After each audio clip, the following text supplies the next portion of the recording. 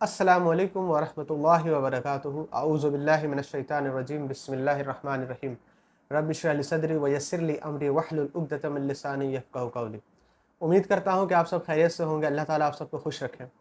آج ہم لوگ انشاءاللہ میننگ فل منٹس کے 6th ایپیسوڈ میں آج ہم لوگ بات کریں گے اس زندگی کے بارے میں، اس لائف کے بارے میں۔ آج کے اس سیشن کا ٹاپک ہے philosophy of life according to Islam. اسلام کے مطابق ہمارے زندگی کا فلسفہ کیا ہے؟ بہت سارے ذہنوں میں یہ سوال ضرور آتا ہوگا کہ آخر یہ زندگی اللہ تعالیٰ نے کیوں دی، یا کیا یہ زندگی جو ہے وہ صرف گزار دینے کا نام ہے؟ کیا یہ زندگی جاب، بزنس، کھیل، موج مستی ان چیزوں کا نام ہے؟ ہم لوگ اس زندگی سے پہلے کہاں تھے، یا ہم اس زندگی کے بعد کہاں ہوں گے؟ کیا یہ زندگی موت کے بعد ختم ہو جائے گی اور ہم سب مٹی میں مل جائیں گے جس طرح ایتھیسٹ مانتے ہیں، یا پھر اس کے بعد بھی ایک زندگی ہے جس زندگی کا نتیجہ ہمارے آج کی زندگی میں کیے گئے اعمال پر منحصر ہے؟ آخر اس کا فلسفہ کیا ہے، اس کی حقیقت کیا ہے؟ انشاءاللہ ان چیزوں کو ہم لوگ جاننے کی کوشش کریں گے۔ ڈیئر بردرز اینڈ سسٹرز، دین اسلام جہاں ہمیں مختلف چیزوں کی رہنمائی کرتا ہے، وہاں ہمیں دین اسلام اس کائنات اور اس کائنات کے باہر یونیورسل چیزوں کے بارے میں بتاتا ہے۔ جب ہم قرآن مجید پڑھتے ہیں تو ہمیں قرآن مجید میں سارے تھیوریز بھی نظر آتے ہیں۔ جب ہم قرآن مجید پہ غور و فکر کرتے ہیں تو ہمیں عالم برزخ بھی نظر آتا ہے، اور جب ہم قرآن مجید میں غور کریں گے تو ہمیں ہماری زندگی کا مقصد اور ہماری زندگی کا حقیقت بھی نظر آئے گی۔ اور ایک سچا مسلمان وہی ہوتا ہے جو اس زندگی کی حقیقت کو سمجھ لے، کیونکہ فتنے اتنے زیادہ ہیں، ٹرائلز اتنے زیادہ ہیں، پریشانیاں اتنی زیادہ ہیں کہ لوگ زندگی کا مطلب صرف یہی سمجھتے ہیں کہ کسی طرح 2 وقت کی روٹی کا انتظام ہو جائے، اور میں اپنے گھر پہ صبح جاؤں، شام میں کام کر کے آؤں، گھر پہ آ کر سو جاؤں، پھر صبح اٹھو، پھر کام، پھر سونا۔ لوگ زندگی کو یہی سمجھتے ہیں، لیکن نہیں، زندگی اس سے بھی بڑی چیز کا نام ہے۔ اللہ تعالیٰ نے تمام انسان کو، انسان تو بہت دور کی بات، انسان تو ایک بڑی مخلوق ہو گئی نا۔ انسان کو اللہ تعالیٰ نے کہا کہ لقد خلقنا الانسان فی احسن تقویم، کہ ہم نے تمہیں بہترین شکل و صورت میں پیدا کیا۔ انسان کو اللہ تعالیٰ نے اشرف المخلوقات کہا، لیکن سوچے انسان تو انسان کے علاوہ جو اشرف المخلوقات نہیں ہے، یہ پیڑ پودے، یہ نباتات، یہ حیوانات، یہ کیڑے مکوڑے، ہر ایک چیز کا جس میں جان ہے اور جس میں جان نہیں ہے، ہر ایک چیز کا دنیا میں پائے جانے والی اللہ تعالیٰ نے اس کا ایک مقصد بنایا ہے، اور وہ اپنے مقصد کے تحت اس دنیا میں وہ زندگی اپنی گزار رہی ہے۔ لیکن ایک وقت آئے گا جس کے بارے میں اللہ تعالیٰ قرآن مجید میں فرماتے ہیں کہ کل من علیہا فان، کہ ہر چیز فنا ہو جائے گی، وَيَبْقَ وَجْهِ رَبِّكَ ذُو الْجَلَالِ وَالْإِكْرَامِ، صرف باقی رہے گی تو تیرے رب کی ذات باقی رہے گی۔ تو ذرا سوچے کہ یہ جو چڑیاں ہوتی ہیں، جو برڈز ہوتے ہیں، یہ صبح اپنے گھونسلے سے نکلتی ہے، جاتی ہے، اپنے خوراک کا انتظام کرتی ہے۔ یہ شہد کی مکھیاں پھولوں کے پاس جاتی ہیں، پھولوں سے ان کا رس چوستی ہے، شہد تیار کر رہی ہوتی ہے۔ اسی طرح یہ چیونٹیاں، اسی طرح یہ پیڑ پودے، اسی طرح یہ آسمان، ہر چیز اپنے اپنے وقت پہ اپنے اپنے کام کے لیے اپنے اپنے مقصد کی طرف رواں دواں ہے۔ تو ہم انسان جس کو اللہ تعالیٰ نے اشرف المخلوقات بنایا، ہم انسان جس کو اللہ تعالیٰ نے بہترین شکل و صورت میں پیدا کیا، کیا ہم انسانوں کا کوئی مقصد نہیں ہے؟ نہیں، بالکل ہم انسانوں کا مقصد ہے، اور اللہ تعالیٰ نے جگہ بجگہ اس کو قرآن مجید میں ڈیفائن کیا ہے۔ اس مقصد سے پہلے ہم سمجھتے ہیں کہ وہ کون سی ایسی وجہ تھی جس کی وجہ سے اللہ تعالیٰ نے انسانوں کو ہی چنا۔ اللہ تعالیٰ قرآن مجید کی ایک آیت میں اللہ تعالیٰ فرماتے ہیں کہ جب ہم نے اس قرآن کے بارے میں، اس قرآن کو پہاڑوں کی طرف دیا، پہاڑوں کو، آسمانوں کو، زمینوں کو دیا کہ تم اس کی ذمہ داری لوگے، تو انہوں نے کہا کہ نہیں، ہم اس ذمہ داری کو نہیں اٹھائیں گے۔ لیکن جب اس قرآن کی ذمہ داری کو اللہ تعالیٰ نے عالم ارواح میں انسانوں کی طرف دیا تو انسانوں نے کہا کہ ہاں میں اس ذمہ داری کو اٹھاؤں گا۔ اور پھر اللہ تعالیٰ کہتے ہیں قرآن مجید میں کہ ان الانسان کان جہولا، کہ انسان تو بڑا جاہل ہے۔ کیوں جاہل ہے؟ کیونکہ پہلے وہ ذمہ داری لے لیتا ہے اور پھر ذمہ داری سے بھاگ رہا ہوتا ہے۔ تو یہ قرآن جب ہم اس کو اپنے کھولتے ہیں تو یہی وہ کتاب ہے جو ہمیں ہماری زندگی کی رہنمائی کرتی ہے، جو ہمیں بتاتی ہے کہ ہماری زندگی کا حقیقت کیا ہے، ہماری زندگی کا مقصد کیا ہے۔ اللہ تعالیٰ نے جو ہمیں یہ زندگی دی ہے، اس زندگی کا مقصد آپ کہہ لیں، یا اس زندگی کو دینے کی وجہ کیا ہے؟ اللہ تعالیٰ سورۃ الملک میں فرماتے ہیں کہ تبارک الذی بیدہ الملک وہو علی کل شیء قدیر الذی خلق الموت والحیاۃ لیبلوکم ایکم احسن عملا۔ کہ ہم نے موت کو پیدا کیا اور زندگی کو پیدا کی. کیوں؟ تاکہ تمہیں آزمائے کہ تم میں سے کون احسن و عملا، اچھے عمل کرتا ہے. یاد رکھیں، موت اور زندگی، ان دونوں کے جو ٹائم پیریڈ میں جو ہم زندگی یہاں پہ رہتے ہیں، یعنی ہماری پیدائش سے لے کر ہماری موت تک کا جو وقفہ ہوتا ہے، جو وہ ٹائم ہوتا ہے، اسی کو زندگی کہتے ہیں. اور اسی کے متعلق اللہ تعالیٰ قیامت کے دن ہم سے پوچھیں گے. تو اس کے بارے میں اللہ تعالیٰ فرماتے ہیں کہ ہم نے یہ بنائی اس لیے کہ تاکہ ہم دیکھیں تم میں سے کون اچھے عمل کرتا ہے، احسن و عملہ، احسن عمل کون کرتا ہے. تو ایک سوال یہاں یہ پیدا ہوتا ہے کہ کیا اللہ تعالیٰ کو یہ نہیں پتہ تھا کہ کون لوگ اچھے ہوں گے اور کون لوگ برے ہوں گے؟ نہیں، بے شک اللہ تعالیٰ کو یہ ساری چیزیں بالکل پتہ تھی، لیکن اللہ تعالیٰ حجت تمام کرتا ہے. اللہ تعالیٰ حجت تمام کرتا ہے، یعنی اللہ تعالیٰ مواقع دیتا ہے، اللہ تعالیٰ چھوٹ دیتا ہے، اللہ تعالیٰ موقع دیتا ہے کہ تمہیں یہ موقع دیا گیا ہے، تمہیں یہ نعمتیں دی گئی ہیں، تمہیں اسلام دیا گیا ہے، تمہیں قرآن دیا گیا، تم ایک مسلم فیملی میں پیدا ہوئے، تمہارا نام محمد ہے، تمہارا نام عبداللہ ہے، تمہارے گھر کے پاس مسجد ہے، تم روزانہ 5 وقت کی اذانیں سنتے ہو، تمہارے گھر میں قرآن مجید رکھی ہوئی ہے، تمہارے گھر میں حدیث کی کتابیں رکھی ہوئی ہیں، تمہارے ارد گرد، تمہارے سراؤنڈنگز میں علماء ہیں، تمہارے سراؤنڈنگز میں ایسے لوگ ہیں جو دیندار ہیں. تو کیا تم نے ان سے فائدہ اٹھایا؟ ان کی صحبت میں گئے؟ کیا تم نے قرآن پڑھا؟ کیا تم نے نماز پڑھے؟ کیا تم نے اسلام کو جانا؟ کیا تم نے موت کے بارے میں کبھی سوچا، کبھی غور و فکر کیا؟ کیا تم نے اس دنیا پہ، اس کائنات میں غور و فکر کیا جو ہم نے نعمتیں دی؟ کیا تم نے اس کا شکر ادا کیا جو ہماری طرف سے جو تم پر آزمائشیں آئیں؟ کیا تم نے اس پہ صبر کیا؟ اور جو ماں باپ کی نعمت، بھائی بہن کی نعمت، کھانے پینے کی جو بھی چیزیں، بدن پہ کپڑا، سر پہ چھت، یہ تمام چیزیں جو تمہیں دی، کیا تم نے سوچا کہ ان تمام چیزوں کا بنانے والا بھی کوئی ہے؟ تو یہی اللہ تعالیٰ آزمانا چاہتے ہیں کہ تم میں سے کون احسن عمل کرتا ہے، کون اچھے اعمال کرتا ہے اور بہترین اعمال کرتا ہے. یاد رکھیں کہ اللہ تعالیٰ کبھی یہ نہیں چاہتے کہ ہم اس زندگی میں اکثر و عمل ہے، یعنی زیادہ عمل کریں. مطلب نمازیں پڑھ رہے ہیں تو 30 رکعت، 40 رکعت، لیکن نماز میں اللہ کا پتہ نہیں ہے، بلکہ دنیا کی تمام حسابیں ہو رہی ہیں. یہ اکثر عمل ہے، صرف عمل میں زیادتی ہے، اس عمل میں خوبصورتی نہیں ہے. تو اللہ تعالیٰ ہم سے احسن عملہ کا سوال کرتے ہیں. تو بہرحال اسی طریقے سے آپ قرآن مجید کی ایک اور آیت اٹھا کر دیکھیں، اور یہ بہت مشہور آیت ہے. بارہا اس آیت کی طرف آپ لوگوں کو بلایا جاتا ہے، آپ لوگوں کو اس کی ریمائنڈ کرائی جاتی ہے اس کے بارے میں. وہ آیت کیا ہے کہ وَمَا خَلَقْتُ الْجِنَّ وَالْإِنسَ إِلَّا لِيَعْبُدُونَ، کہ ہم نے جنوں کو اور انسانوں کو پیدا اس لیے کیا کہ وہ میری عبادت کریں. عبادت کیا ہے؟ عبادت وہ ہے یعنی کہ ایک اللہ کو پکارا جائے، اس کے لیے ہی نمازیں پڑھی جائیں، اسی کے سامنے سجدے کیے جائیں. روزہ، قربانی، زکوٰۃ، حج، ہر طرح کی عبادت، ہر طرح کے نیک اعمال صرف ایک اللہ کے لیے کیا جائے، اس کو عبادت کہتے ہیں. یعنی ہر وہ کام کیا جائے جس کا اللہ نے آپ کو حکم دیا، وہ عبادت ہے. اور ہر وہ کام سے رک جایا جائے جس سے اللہ تعالیٰ نے آپ کو روک دیا، وہ عبادت ہے. یعنی اگر آپ جھوٹ بولتے ہو لیکن آپ کو یاد آتا ہے کہ نہیں اللہ نے منع کیا، اور آپ جھوٹ سے رک جاتے ہو، تو یہ بھی عبادت ہے. اس کا بھی آپ کو اجر و ثواب آپ کو ملے گا. ایک شخص ایسا ہے جو دن رات کڑی محنت کرتا ہے، سخت محنت کرتا ہے، حلال کا لقمہ اٹھاتا ہے، اور حلال کا لقمہ اٹھاتا ہے. کیوں اٹھاتا ہے؟ کیونکہ اللہ نے کہا ہے کہ تم کو حلال کمانا ہے، حرام سے بچنا ہے. تو یہ بھی اللہ کے نظر میں ایک عبادت ہے کہ لوگ آپ اللہ کی بات مان رہے ہو، اور اس کا بھی اجر و ثواب آپ کو ملے گا. تو عبادت کی بہت ایک براڈ تعریف ہے. عبادت صرف آپ کہہ لیں کہ نماز، روزہ، حج کا نام نہیں ہے.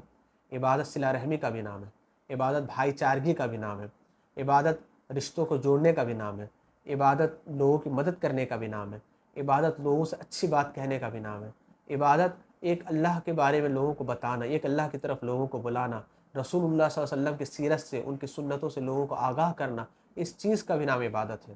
تو عبادت ایک بڑا پرسپیکٹیو ہے. تو اللہ تعالیٰ قرآن مجید میں کہتے ہیں کہ وَمَا خَلَقْتُ الْجِنَّ وَالْإِنسَ إِلَّا لِيَعْبُدُونَ، کہ ہم نے جن اور انسانوں کو پیدا اس لیے کیا کہ وہ صرف اور صرف میری عبادت کریں. یہاں دیکھیں گے کہ انسان کا جو لفظ استعمال ہوا ہے یہاں پہ، یہ انڈیویجول فارم ہے، یعنی سنگولر فارم، واحد ہے. یعنی ایک انسان، چاہے وہ سفر میں ہو یا ہجر میں ہو، چاہے وہ بھیڑ میں ہو چاہے وہ تنہائی میں ہو، اس پر اللہ کی عبادت کرنا اس کی اولین ذمہ داری ہے، اس کا فرض ہے. یہ ایک انسان ہونے کی حیثیت سے ہے. اسی طریقے سے آپ دوسری جگہ دیکھیں گے تو اللہ تعالیٰ نے کلیکٹیولی امت کو کیا تلقین کیا. اللہ تعالیٰ کہتے ہیں کہ کنتم خیر امہ، کہ تم بہترین امت ہو. یعنی دنیا میں اور بھی امتیں آئیں، اور بھی قومیں آئیں، لیکن تم کیا ہو؟ بہترین امت ہو. کس کے بارے میں بات ہو رہی ہے؟ میرے اور آپ کے بارے میں بات ہو رہی ہے. امت محمدیہ صلی اللہ علیہ وسلم کے بارے میں بات ہو رہی ہے۔ کنتم خیر امہ اخرجت للناس، تم لوگوں کے لیے آئے ہو کیا کرنے؟ اخرجت للناس تأمرون بالمعروف، تم لوگوں کی بھلائی کرتے ہو، کس طرح کرتے ہو؟ تأمرون بالمعروف، تم ان کو نیکی کا حکم دیتے ہو، وتنحون عن المنکر، اور ان کو تم برائی سے روکتے ہو۔ یہ ہماری مقصد ہے، یہ ہماری زندگی کا فلسفہ ہے۔ ایک امہ، ایک مسلمان، امت محمدیہ صلی اللہ علیہ وسلم کا ماننے والا، رسول اللہ صلی اللہ علیہ وسلم پر ایمان لانے والا، اس کی ذمہ داری، اس کا زندگی کا فلسفہ، اس کی زندگی کا مقصد جو اللہ تعالیٰ نے بتا دیا وہ یہی ہے کہ آپ امت کی بھلائی کے لیے پیدا، لوگوں کی بھلائی کے لیے پیدا کیے گئے ہو۔ آپ لوگوں کو بھلائی کی طرف بلاتے اور برائی سے روکتے ہو۔ لوگوں میں آپ کے ماں باپ بھی ہیں، آپ کے بہن بھائی بھی ہیں، آپ کے دوست بھی ہیں، آپ کے رشتہ دار بھی ہیں، آپ کے پڑوسی بھی ہیں، آپ کے عزیز بھی ہیں، آپ کے خونی رشتے بھی ہیں اور آپ کے غیر بھی ہیں۔ یہ تمام لوگ ہیں جن کے اوپر آپ کی ذمہ داری آتی ہے۔ اگر آپ نماز پڑھتے ہو تو آپ کی ذمہ داری ہے کہ اپنے ماں باپ کو بھی نماز کی تلقین کرو۔ بہت سارے گھر ایسے ہیں جہاں پر بچہ نماز پڑھتا ہے، لڑکا نماز پڑھتا ہے، لڑکی نماز پڑھتی ہے، لیکن ماں باپ کا نماز سے دور دور تک تعلق نہیں ہوتا۔ ہم لوگ جس علاقے میں رہتے ہیں، جو ٹاؤن ہمارا ایریا ہوتا ہے، اکثر گھر آپ کو ایسے ہی ملیں گے۔ خاص کر حیران ہوتا ہوں ان گھروں کے بارے میں جو اپنے گھروں کو کہتے ہیں کہ ہمارے گھر کا عقیدہ بڑا درست ہے، ہماری نیت بڑی صاف ہوتی ہے، ہمارا دل بڑا اچھا ہے، لیکن وہ نماز کے لیے نہیں آتے، وہ روزے نہیں رکھتے، وہ صدقات و خیرات نہیں کرتے، وہ اللہ کو یاد نہیں کرتے، اللہ کا ذکر نہیں کرتے۔ تو یاد رکھیں، یہ آپ کی اولین ذمہ داری ہے کہ آپ لوگوں کو اللہ کی طرف بلائیں، بہن بھائیوں کو اللہ کی طرف بلائیں۔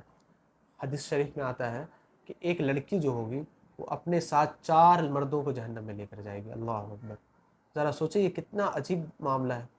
ایک لڑکی اپنے ساتھ 4 مردوں کو جہنم میں لے جائے گی۔ کون کون ہوگا؟ ایک اس کا باپ ہوگا۔ کیسے؟ قیامت کے دن وہ لڑکی آئے گی اور کہے گی کہ اے میرے اللہ، میں بھلے ہی نماز نہیں پڑھتی تھی، دنیا میں نیک اعمال نہیں کرتی تھی، لیکن میرا باپ نیک اعمال کرتا تھا، میرے باپ نماز پڑھتا تھا، لیکن کبھی اس نے مجھے تلقین نہیں کی۔ اللہ، اگر میں ذمہ دار ہوں تو وہ بھی ذمہ دار ہے۔ اللہ تعالیٰ اس کے باپ کو جہنم میں ڈال دے گا۔ پھر ایک وہی لڑکی کہے گی کہ اے اللہ، یہ میرا بھائی ہے، میرا بھائی مسجد میں جاتا تھا، نمازیں پڑھتا تھا، صدقات کرتا تھا، لوگوں کا خیر خیال رکھتا تھا، اچھے کام کرتا تھا، لیکن کبھی اس نے مجھے نہیں کہا، کبھی اس نے میری فکر نہیں کی، میری آخرت کی فکر نہیں کی۔ اے اللہ، اگر میں ذمہ دار ہوں تو یہ بھی ذمہ دار ہے۔ اس کے بھائی کو جہنم میں ڈال دیا جائے گا۔ ایک لڑکی آئے گی، وہ کہے گی اپنے شوہر کے بارے میں کہ اے اللہ، میرا شوہر بڑا نیک تھا، تہجد پڑھا کرتا تھا، صدقے دیا کرتا تھا، لوگوں کی مدد کرتا تھا، بڑا ہیلپنگ نیچر تھا، لیکن کبھی اس نے مجھے تہجد پڑھنے نہیں دیا، کبھی اس نے مجھے نمازیں نہیں پڑھنے دی، ہمیشہ مجھے اپنے گھر کے کاموں میں لگائے رکھا۔ اللہ، میں نماز پڑھنے جاتی تھی تو مجھ پہ تانے کسے جاتے تھے۔ اللہ، اگر میں ذمہ دار ہوں تو یہ بھی ذمہ دار ہے۔ اس کے شوہر کو بھی جہنم میں ڈال دیا جائے گا۔ سوچیں گے کتنا عجیب معاملہ ہوگا۔ تو یاد رکھیں، خاص کر میں بھائیوں سے کہوں گا کہ آپ کی بڑی ذمہ داری ہے آپ کے گھروں کی، کہ آپ خود اگر نماز پڑھتے ہو تو اپنے گھر کے لوگوں کو بھی نماز کی تلقین کریں اور گھر کے لوگوں کو بھی نماز کے لیے اٹھائیں۔ جو بھی لڑکا یا جو بھی لڑکی اگر دیندار ہے تو اس کی سب سے بڑی ذمہ داری ہے کہ اپنے سراؤنڈنگ میں رہنے والے لوگوں کو دیندار بنائیں، ان کو دین کی طرف لائیں، اسلام کی دعوت دیں۔ اور اس میں ہرڈلز تو آئیں گی، اس میں پریشانیاں تو آئیں گی، اور کون کہتا ہے پریشانی نہیں آتی؟ سب سے بڑا مسئلہ، سب سے بڑی پریشانی آپ کے دیندار ہونے پہ آئے گی کہ آپ کو لوگ تانے کسیں گے، آپ کو لوگ پرانے خیالات کے کہیں گے، آپ کو لوگ کہیں گے کہ دنیا سے ہمیشہ بیگانہ رہتا ہے، آپ کو لوگ کہیں گے کہ کسی کام کاج کے لائق نہیں ہے، آپ کو لوگ کہیں گے کہ پردہ کرتی ہے، یہ کرتی ہے، وہ کرتا ہے۔ اس طرح کے ہزاروں تانے آپ کو سننے کو ملیں گے۔ یاد رکھیں کہ جو لوگ دین اسلام کی ذمہ داری لیتے ہیں وہ سمجھتے ہیں کہ نہیں، مجھے دین کا کام کرنا ہے، مجھے لوگوں کو اللہ کی طرف بلانا ہے، تو اس پہ ذمہ داریاں، اس پہ یہ پریشانیاں، مصیبتیں آئیں گی، اس پہ آزمائشیں آئیں گی۔ اور یہ آج کی بات نہیں ہے، جب رسول اللہ صلی اللہ علیہ وسلم نے اس کا بیڑا اٹھایا تھا تب سے یہ پریشانیاں امت مسلمہ کا مقدر ہے۔ یعنی دنیا ہمارے لیے، اللہ کے رسول صلی اللہ علیہ وسلم کہتے ہیں کہ دنیا سجن المؤمن و جنت الکافر، یعنی دنیا مومن کے لیے قید خانہ اور کافر کے لیے جنت ہے۔ تو قید خانے میں تھوڑی بہت تو آرائش ہے، تھوڑی بہت آپ کہہ لیں کہ ٹھنڈی ہوائیں آ جاتی ہیں، لیکن آپ کہیں گے کہ قید خانے میں سکون، تو یہ نہ ہے، ایسا کبھی نہیں ہو سکتا۔ تو آپ لوگ اسلام کے داعی ہیں اور یہ ایک بہت بڑی ذمہ داری ہے۔ آج بہت ضرورت ہے کہ لوگ اپنی زندگی کے مقصد کو سمجھیں، ہم اور آپ اپنی زندگی کے مقصد کو سمجھیں۔ جو لوگ مجھے دیکھ رہے ہیں، جو لوگ مجھے سن رہے ہیں، آپ لوگ بہت کم لوگ ہیں، لیکن آپ لوگوں پر ایک ذمہ داری ہے، کیونکہ آپ لوگوں کے اندر ایک دلچسپی ہے۔ آپ میری طرح بہت سارے دینی ویڈیوز دیکھتے ہوں گے، آپ کہہ لیجئے کہ قرآن کلاسز اٹینڈ کرتے ہوں گے، آپ حدیثوں کو پڑھتے ہوں گے، آپ اپنے اسٹیٹس پہ رسول اللہ صلی اللہ علیہ وسلم کی حدیثوں کو لگاتے ہوں گے. یہ بہت بڑا کام ہے، یہ کوئی چھوٹا کام نہیں ہے. اور اس کام کے لیے، اس کام کو اور بڑھائیے، اس میں آپ اور آگے آئیے، تاکہ اس کام کا، اپنے زندگی کا جو آپ کا اللہ تعالیٰ جو زندگی میں ایک مومن کی زندگی کو جس طرح دیکھنا چاہتا ہے اس طرح کی زندگی آپ کی ہو. تو یاد رکھیں کہ آپ لوگوں کے اوپر ایک بڑی ذمہ داری ہے، اور اس کام میں پریشانیاں آئیں گی ہی آئیں گی. جب زندگی کا مقصد اللہ نے ڈیفائن کر دیا تو اللہ تعالیٰ نے یہ بھی بتا دیا کہ ہم نے یہ دنیا بنائی ہی آزمائش کے لیے، اور یہ دنیا آزمائش میں سکون آ ہی نہیں سکتا.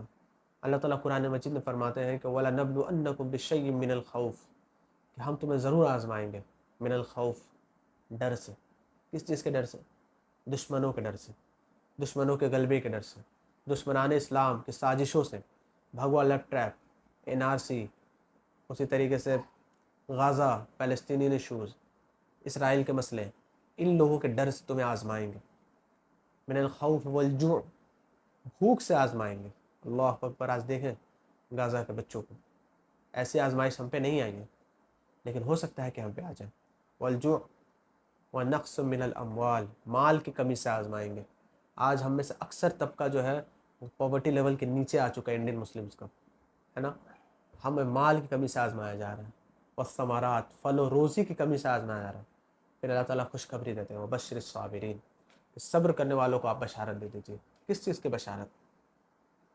جنت کی بشارت، رسول اللہ صلی اللہ علیہ وسلم کے ساتھی ہونے کی بشارت. امیجن کریں، قیامت کے دن ایک شخص ایسا ہوگا جس کو اللہ تعالیٰ اٹھائیں گے، اور جو بہت تکلیف میں رہنے والا ہوگا. مطلب دنیا میں اسے بہت تکلیفیں آئی ہیں، بہت سارے آزمائشیں آئی ہوں گی. اس کو اللہ تعالیٰ سے اٹھائیں گے اور جنت پہ ایک ٹپکی دے کر ایسے نکالیں گے، اور بولیں گے کہ کیا تمہیں دنیا میں کبھی کوئی تکلیف آئی؟ تو وہ کہے گا کہ اے اللہ مجھے تو آج تک کوئی تکلیف پہنچی ہی نہیں. تو اس چیز کی بشارت اللہ تعالیٰ دیتے ہیں، اس چیز کی خوشخبری اللہ تعالیٰ دیتے ہیں، اور یہ اللہ کا ہم سب سے وعدہ ہے. تو یاد رکھیں کہ آزمائشیں ہم پر آئیں گی. دیکھیں صبر جو ہوتا ہے نا، پیشنس، یہ بہت بڑی چیز ہے. اللہ تعالیٰ ایک شیخ الاسلام امام ابن تیمیہ رحمہ اللہ کی ایک کتاب ہے، امراض الفی القلوب فی الشفاء، disease of the heart and their cure. اس کتاب میں انہوں نے بتایا کہ صبر جو ہے وہ دو طرح کے صبر ہوتے ہیں. ایک صبر ہوتا ہے صبر یوسف، اور ایک صبر ہوتا ہے صبر محمد صلی اللہ علیہ وسلم. صبر یوسف ایسے صبر کو کہتے ہیں، یعنی ایسا صبر جو آپ پر غیر اختیاری طور پہ ہے. یعنی موت کا آنا یہ غیر اختیاری ہے، بیماری کا آنا غیر اختیاری ہے، جیل چلے جا رہے کسی مسئلے کی وجہ سے غیر اختیاری ہے. جیسے مثال کے طور پر آپ یوسف علیہ السلام کا پورا قصہ دیکھیں تو یوسف علیہ السلام نے اس چیز کو تو اختیار نہیں کیا تھا کہ ان کو کنویں پھینک دیا جائے، یا پھر آپ کہہ لو کہ جو انہیں جیل میں ڈالا گیا، یہ سب ان پر غیر اختیاری طور پہ آ رہے تھے، اس پر صبر کر رہے تھے، اور اللہ تعالیٰ نے ان کو اپنے صابرین لوگوں میں کہا. اسی طرح سے آپ صبر یعقوب دیکھیں، صبر ایوب دیکھیں، ان کو ایوب علیہ السلام کو جو بیماری لگی تھی تو غیر اختیاری طور پہ آئی تھی. تو اس طرح کے بھی مسئلے ہمارے زندگی میں آتے ہیں، اور اس پر بھی اللہ تعالیٰ چاہتے ہیں کہ آپ صبر کریں. ہم میں سے بہت سارے لوگ روزی روٹی کے تعلق سے پریشان ہیں، اللہ تعالیٰ چاہتے ہیں کہ آپ صبر کرو. ہم میں سے بہت سارے لوگ جو ہے نکاح کے تعلق سے پریشان ہیں، اللہ تعالیٰ چاہتے ہیں آپ صبر کرو. ہم میں سے بہت سارے لوگوں کو بیماریاں لگ گئی ہیں، بہت سارے آج آپ دیکھیں کہ کم عمر میں ایسی ایسی بیماریاں نظر آ رہی ہیں ہمارے گناہوں کے، ہماری اور فحاشی کے عام ہونے کے نتیجے میں، کہ آپ امیجن نہیں کر سکتے ہو. 18 سال، 13 سال، 14 سال کے لڑکیوں کی کڈنیز خراب ہو جا رہی ہے، ہارٹ اٹیک کے مسئلے آ رہے ہیں. اس پہ صبر کرنا یہ صبر کی ڈیمانڈ ہے. اسی طریقے سے آپ دیکھیں، اور دوسرا صبر کیا ہے؟ دوسرا صبر وہ ہے جو آپ پہ اختیاری طور پہ آتی ہے، یعنی آپ کسی چیز کو اختیار کرتے ہو. یعنی جیسے دین اسلام، رسول اللہ صلی اللہ علیہ وسلم نے دین اسلام کو اختیار کیا، اور ان کو اس بات کا علم تھا. ورقہ بن نوفل نے کہہ دیا تھا کہ تمہیں تمہاری قوم کے لوگ نکال دیں گے، کاش میں اس وقت میں ہوتا. اللہ کے رسول شاکڈ ہوئے کہ وہ لوگ جو مجھے صادق کہتے ہیں، جو مجھے امین کہتے ہیں، جو میری باتوں کا لاج رکھتے ہیں، جو میری باتیں مانتے ہیں، وہ لوگ مجھے نکال دیں گے. یہ کیسے ہو سکتا ہے؟ ہم اور آپ تو ایسے نہیں ہیں نا، ہم تو آپ صادق نہیں ہیں، ہم اور آپ تو امین نہیں ہیں. پھر ہم پہ کیوں پریشانی نہ ہے؟ ہم پہ بھی تو پریشانی آئے گی. تو ان کو اس بات کا علم تھا، انہوں نے اختیاری طور پہ اس چیز کو چنا تھا. اور ایسا صبر قیامت تک اس کی مثال نہیں ملتی. کیا صبر تھا آپ کو پتہ ہے؟ کہ جب شیب ابی طالب میں، آپ سیرت کی کتابیں پڑھیں، الرحیق المختوم پڑھیں، شیب ابی طالب میں جب اللہ کے رسول صلی اللہ علیہ وسلم ان کے ساتھ صحابہ کرام جب وہاں تھے، تو وہاں کے بچے بھوک کی وجہ سے ایسے روتے کہ مکے کے گھاٹیوں میں، پہاڑیوں تک ان کی آوازیں جاتی. وہ لوگ کبھی چمڑے کو، کبھی پتوں کو کھاتے، اس کو چوستے. اس طریقے سے حضرت بلال رضی اللہ تعالیٰ عنہ کہتے ہیں کہ ہم لوگ کبھی رات ہو، میں اور اللہ کے رسول مکہ کی طرف نکلتے ہیں، تاکہ کہیں کوئی چیز پڑی ہوئی مل جائے اور اس کو ہم لوگ اپنے لے کر ہم بھوک مٹائیں. ایسا صبر ان لوگوں نے کیا. ایسا صبر کہ طائف کی وادی یاد کریں کہ طائف کی وادی میں رسول اللہ صلی اللہ علیہ وسلم کو مار کر لہو لہان کر دیا گیا. احد کے میدان یاد کریں کہ رسول اللہ صلی اللہ علیہ وسلم کے چہرے پر آپ کہہ لیں جو شیلڈ ہوتا ہے, جو آرمرز ہوتے ہیں, وہ اس کے دانے یہاں دھس گئے تھے, اللہ کے رسول کے دانت شہید ہو گئے. ایسا صبر, خندق کا صبر یاد کریں کہ رسول اللہ صلی اللہ علیہ وسلم نے اپنے پیٹ پہ 2 پتھر باندھے ہوئے تھے, وہ اس طرح کا صبر. ایسا صبر کہ حضرت بلال رضی اللہ تعالیٰ عنہ کو دھوپ میں لٹا دیا جاتا, ان کے پیٹ پر بڑے بڑے پتھر رکھ دیے جاتے, اور لیکن بلال رضی اللہ کی زبان سے صرف ایک ہی الفاظ نکلتا, احد احد احد. حضرت خباب بن ارت کا یاد کریں کہ خباب بن ارت رضی اللہ تعالیٰ عنہ کے مالک نے یا مالکن نے غالباً ان کو مارتی تھی. وہ کیسے مارتی تھی کہ لوہے کی سیخوں کو گرم کر کے اس سے مارتی تھی, جس سے ان کے پیٹھ کی گوشت تک ان کے گل گئے تھے. اور یہاں تک کہ جب مکہ فتح ہو گیا تب تک ان کے پیٹھ پہ وہ زخم رہا, اس کے داغ رہے. سمیہ, حضرت سمیہ رضی اللہ تعالیٰ عنہ کو یاد کریں, اسلام کی پہلی شہیدہ, کہ ابو جہل نے ان کو کتنی بے دردی سے شہید کیا تھا. ان لوگوں نے صبر کیا, بھوکے رہتے تھے لیکن اللہ کے لیے کھڑے رہتے تھے, دین اسلام کے لیے رہتے تھے. اللہ تعالیٰ نے آج ہمیں تمام وسائل دیے, ہر چیزیں ہمیں مہیا کر دی ہیں, لیکن ہم لوگ کیا کر رہے ہیں؟ ہم لوگ کچھ نہیں کر رہے. ہم لوگ صرف اپنی زندگی گزار رہے ہیں, زندگی میں لگے ہوئے ہیں. ہم لوگ صرف زمین کے پیچھے, دولت کے پیچھے, پیسوں کے پیچھے, کھانے کے پیچھے, کپڑے کے پیچھے, ان چیزوں کے پیچھے ہم تباہ ہو چکے ہیں. ہمیں اپنا آپ سمجھ نہیں آتا کہ ہم کیا ہیں, ہماری زندگی کیا ہے, ہماری زندگی کا مقصد کیا ہے. آپ کو پتہ ہے کہ جب ایک انسان جو ہے نا ڈیتھ بیڈ پہ ہوتا ہے, تو ڈیتھ بیڈ پر وہ کبھی اپنے پیسوں کے بارے میں نہیں سوچتا کہ اس نے کتنا کمایا, کتنا رکھا ہوا. ہر انسان چاہے وہ امیر یا غریب, وہ یہی سوچتا ہے کہ میں نے زندگی کہاں گنوا دی, میں نے زندگی کیسے گزار دی. آپ چاہے جتنے بھی اسکلس کے مالک ہو جائیں, آپ چاہے جتنی بھی چیزیں سیکھ لیں, آپ چاہے جتنی بڑے اعلیٰ سے اعلیٰ تعلیم حاصل کر لیں, رزق کا ذمہ اللہ کے ہاتھ میں ہے. اس چیز کو سمجھیں, زندگی کا یہی فلسفہ ہے. ہم اپنی زندگیوں سے میٹریلزم کو, میٹریلسٹک اپروچ کو, مادہ پرستی کو ختم کرنا بہت ضروری ہے. یہ چیزیں ہمیں کہیں نہ کہیں تباہ کرتی جا رہی ہیں. ایسا نہیں ہے کہ ہم لوگ صرف گھر میں بیٹھ جائیں, نہیں, ایسا نہیں ہے. کوشش کرتے رہنا ہے کسی بھی حال میں, لیکن امیدیں اللہ سے لگانی ہے, اللہ کی طرف رجوع کرنا ہے. اللہ کے لیے دین کی محنت بھی ہمیں کرنی ہوگی. اور ابھی حالات اتنے بدتر ہیں کہ اگر ہم نہیں کھڑے ہوئے تو کون کھڑا ہوگا.